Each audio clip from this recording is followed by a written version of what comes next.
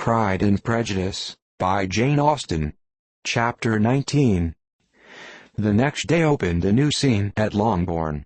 Mr. Collins made his declaration in form, having resolved to do it without loss of time, as his leave of absence extended only to the following Saturday, and having no feelings of diffidence to make it distressing to himself even at the moment, he set about it in a very orderly manner, with all the observances, which he supposed a regular part of the business. On finding Mrs. Bennet, Elizabeth, and one of the younger girls together, soon after breakfast, he addressed the mother in these words: "May I hope, madam, for your interest with your fair daughter Elizabeth, when I solicit for the honor of a private audience with her in the course of this morning?" Before Elizabeth had time for anything but a blush of surprise, Mrs. Bennet answered instantly, "Oh dear! Yes, certainly. I am sure Lizzie will be very happy.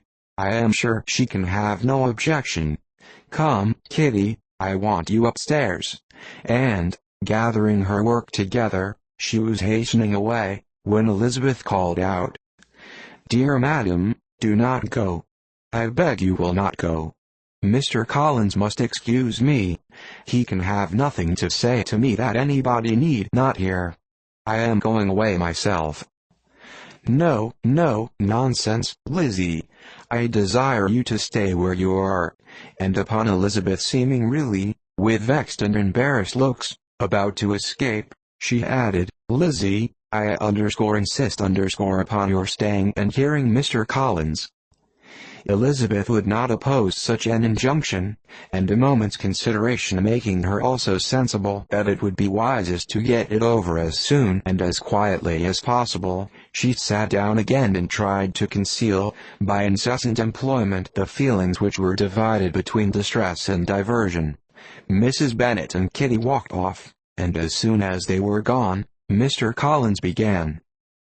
"Believe me, my dear Miss Elizabeth, that your modesty, so far from doing you any disservice, rather adds to your other perfections.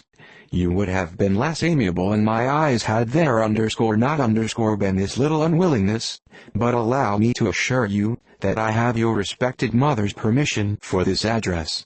You can hardly doubt the purport of my discourse, however your natural delicacy may lead you to dissemble. My attentions have been too marked to be mistaken. Almost as soon as I entered the house, I singled you out as the companion of my future life. But before I am run away with by my feelings on this subject, perhaps it would be advisable for me to state my reasons for marrying, and, moreover, for coming into Hertfordshire with the design of selecting a wife, as I certainly did."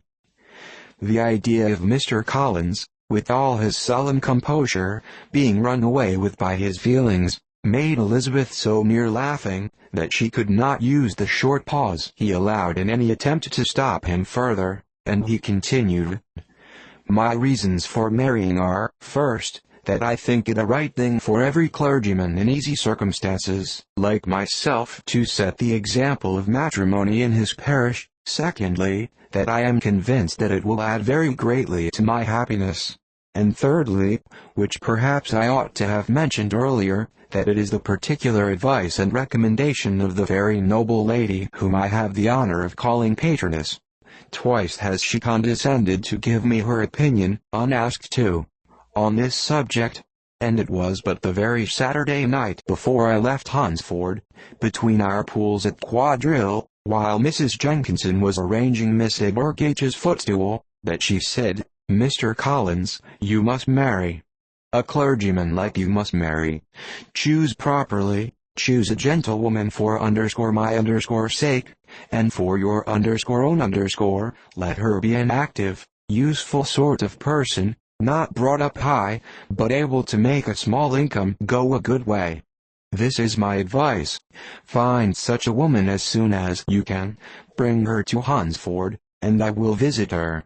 Allow me, by the way, to observe, my fair cousin, that I do not reckon the notice and kindness of a Lady Catherine de Bourgh as among the least of the